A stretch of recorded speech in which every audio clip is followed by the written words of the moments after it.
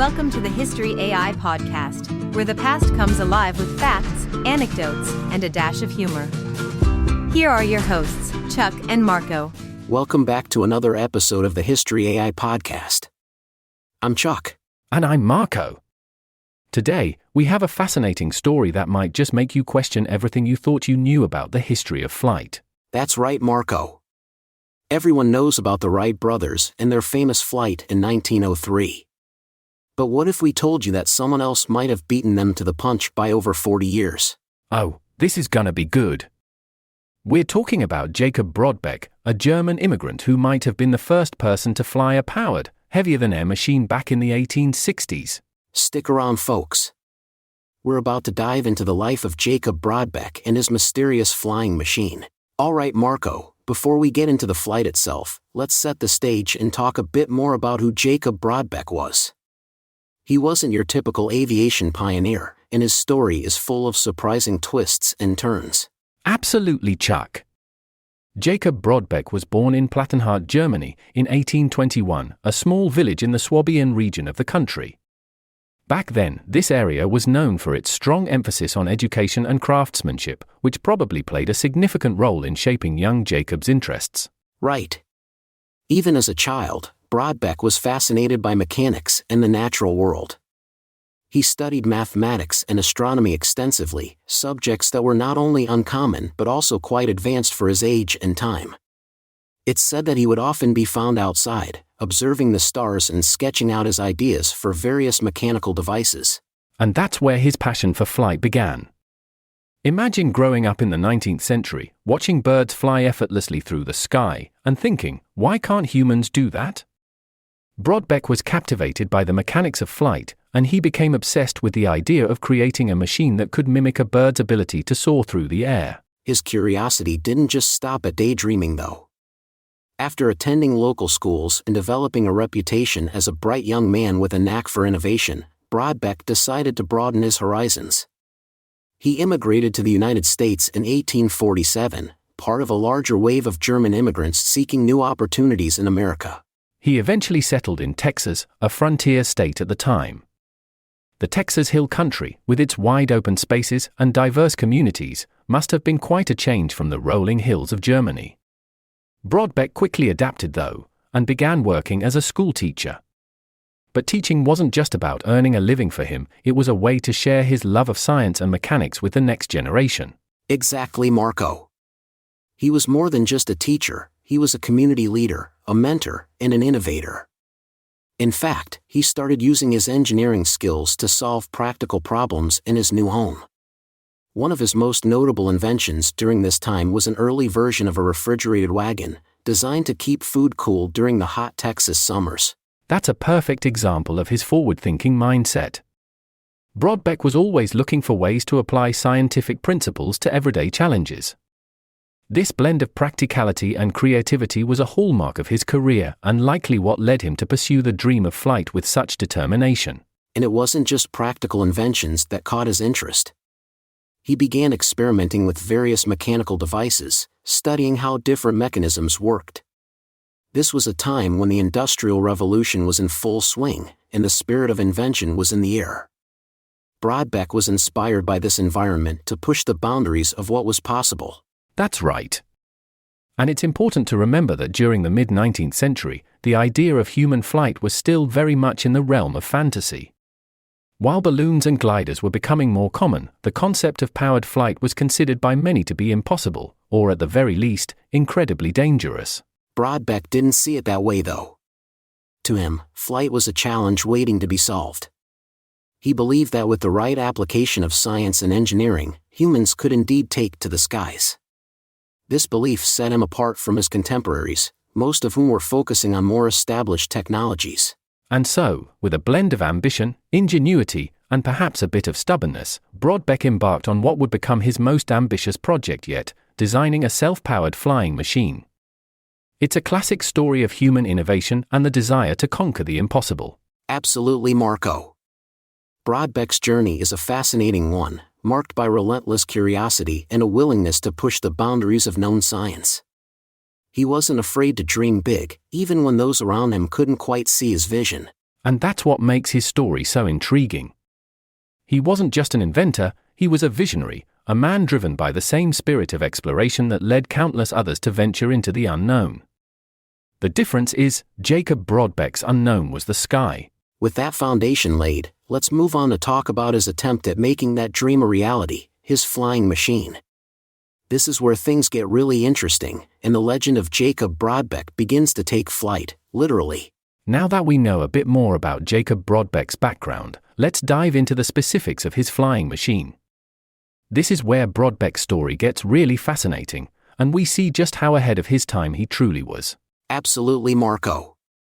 To understand Brodbeck's invention, we have to appreciate the context of his work. This was the 1860s, and the concept of powered flight was still considered a fantasy. Most inventors who were experimenting with flight were focused on lighter-than-air vehicles like balloons, which relied on hot air or gases to lift them off the ground. But Brodbeck had a different vision. That's right. Instead of following the balloon route, he envisioned a machine that would be heavier than air but could still achieve sustained flight. His inspiration came from birds, which he studied meticulously. He was fascinated by their ability to glide and maneuver using their wings, and he believed that the key to human flight lay in replicating this natural design. So, he set out to build what he called an airship, which would operate on principles similar to those used by birds. The core of his design was a wooden frame about 12 feet long, reinforced with metal supports to give it structural integrity. The frame was designed to be lightweight but strong enough to support the weight of a human pilot and the mechanical components needed for flight. One of the most innovative aspects of Brodbeck's machine was its wings. They were large and shaped like bird wings, with a curvature designed to create lift. He constructed them using a combination of wood and fabric, much like a glider. The wings were mounted on either side of the frame and could be adjusted for different angles of attack, allowing the pilot to control the ascent and descent of the machine. But what really set Brodbeck's airship apart was its power source. Instead of relying on human strength or wind, Brodbeck devised a unique propulsion system using a series of coiled springs. Imagine a giant wind-up toy. Brodbeck believed that by winding these springs, he could store enough potential energy to power the machine through the air. The concept was both brilliant and audacious. These springs were connected to a series of gears and pulleys that drove two large propellers mounted at the rear of the craft. When the springs were released, they would spin the propellers, generating thrust and pushing the airship forward. It was an entirely mechanical means of propulsion, something that hadn't been tried before in the context of flight. And it wasn't just about going forward. Brodbeck also designed a rudimentary control system for his airship. He installed a lever mechanism that allowed the pilot to adjust the tension on the springs and the angle of the wings. By shifting these controls, the pilot could theoretically steer the airship up, down, or side to side, much like a bird in flight. That's a level of sophistication that's pretty remarkable for the 1860s. We have to remember that this was a time before the internal combustion engine, before aluminum and lightweight materials were widely available, and before anyone had really cracked the code on aerodynamics. Brodbeck was operating in uncharted territory. Exactly. And it's important to note that Brodbeck's approach to flight was more scientific than many of his contemporaries. He wasn't just building and hoping for the best, he was carefully calculating the forces involved and trying to create a balanced, controlled flying experience. He even developed a braking system to help the machine land safely, consisting of a retractable set of wheels and a set of flaps that could be deployed to slow the descent. So, here we are in 1865, and Jacob Brodbeck is ready to test his airship. According to local legends, he chose an open field near Luckenbach, Texas, as the site of his first flight. It was a big day, and a crowd gathered to watch the spectacle. Imagine the scene, a wooden contraption with massive wings, sitting in the middle of a Texas field, with everyone wondering if this thing was really going to fly. And here's where things get interesting. The story goes that Brodbeck wound up the springs, took a deep breath, and climbed aboard. He pulled the lever to release the springs, and the propellers started to spin. Slowly at first, then faster and faster, until the airship began to move. Witnesses claimed that the airship lifted off the ground, hovering a few feet in the air. Brodbeck reportedly managed to fly for about 100 feet before the springs lost tension, causing the machine to descend back to the ground. Unfortunately, the landing wasn't as graceful as the takeoff. The airship hit the ground hard, damaging the frame and one of the wings. Despite the crash, this was a significant moment. If the accounts are accurate, Brodbeck had managed to achieve powered flight with a heavier-than-air machine, something no one else had done before, at least not documented.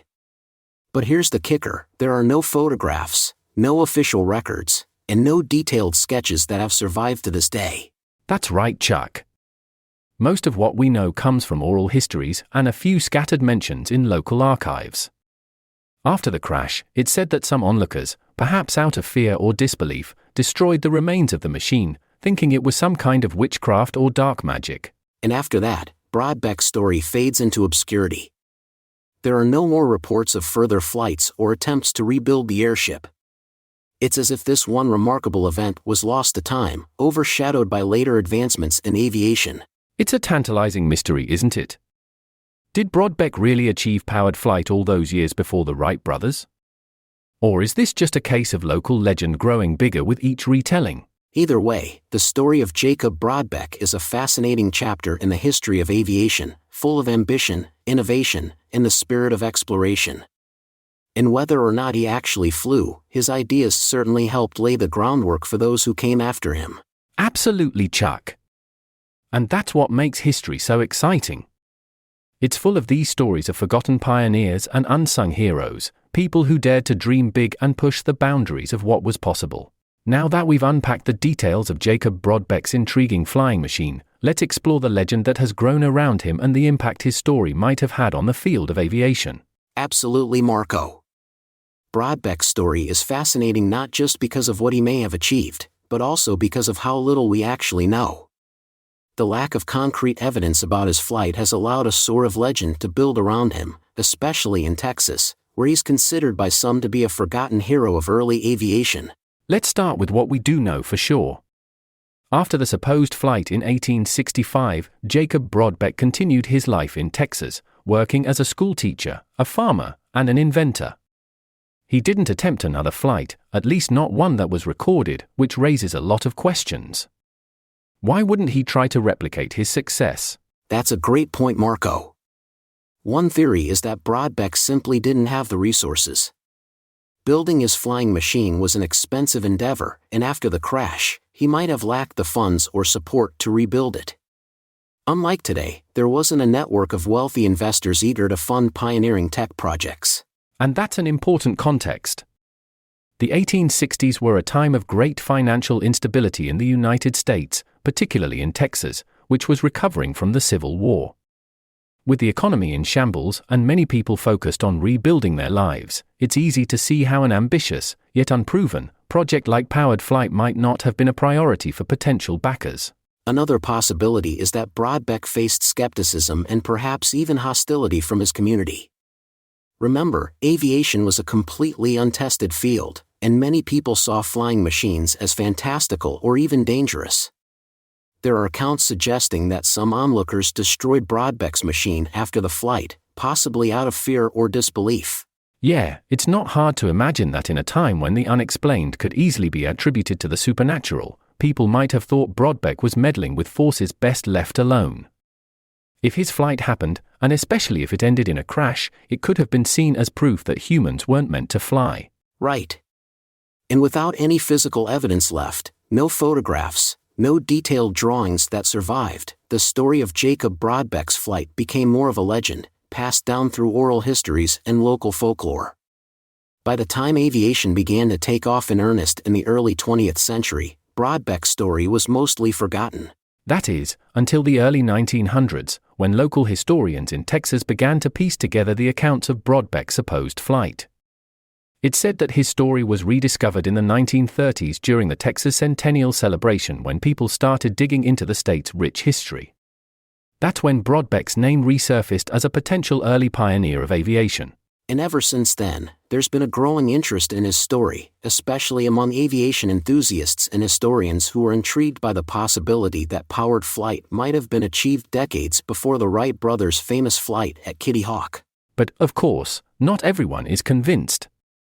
The lack of solid evidence means that Brodbeck's flight remains a subject of debate. Some argue that without concrete proof, we can't say for certain that he was the first to achieve powered flight. Others suggest that even if he did fly, it was more of a short hop than a controlled flight. And that's a fair point.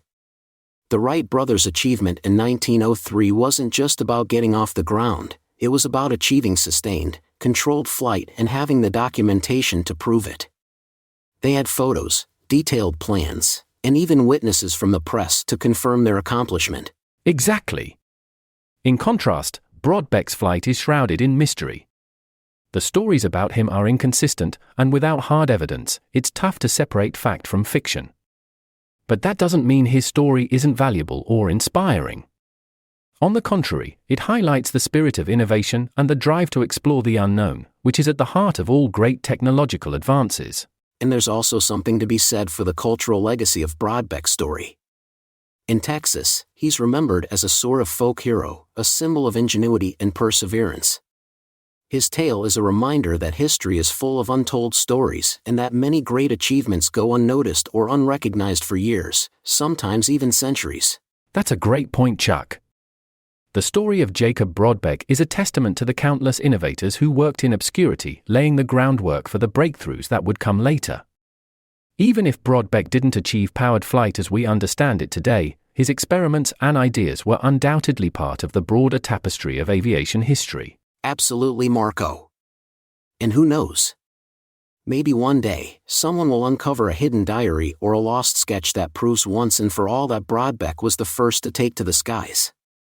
Until then, his story remains a fascinating what-if in the annals of aviation. So, what do you think, listeners? Was Jacob Brodbeck the first to fly, or is his story just a Texas tall tale? Either way, his contributions to the dream of human flight are worth remembering. Definitely. And that's the beauty of history. It's not just about the big names and the famous events, it's also about the hidden figures and the untold stories that make up the fabric of our past. Well said, Chuck. And with that, we'll wrap up today's episode on Jacob Brodbeck and his mysterious flying machine. We hope you enjoyed it as much as we did. As always, if you loved the episode, please rate, subscribe, and share it with your friends. A 5-star review really helps us reach more people and keep the podcast growing. And don't forget to follow us on social media. We love hearing your topic suggestions, and who knows? Your idea might just become our next episode. Also, check out our new merchandise. The link is in the show notes, and every purchase helps support the podcast. Thanks for tuning in, everyone. And remember, every episode is evergreen, so feel free to dive back into our archives anytime. Until next time, I'm Chuck. And I'm Marco. Stay curious.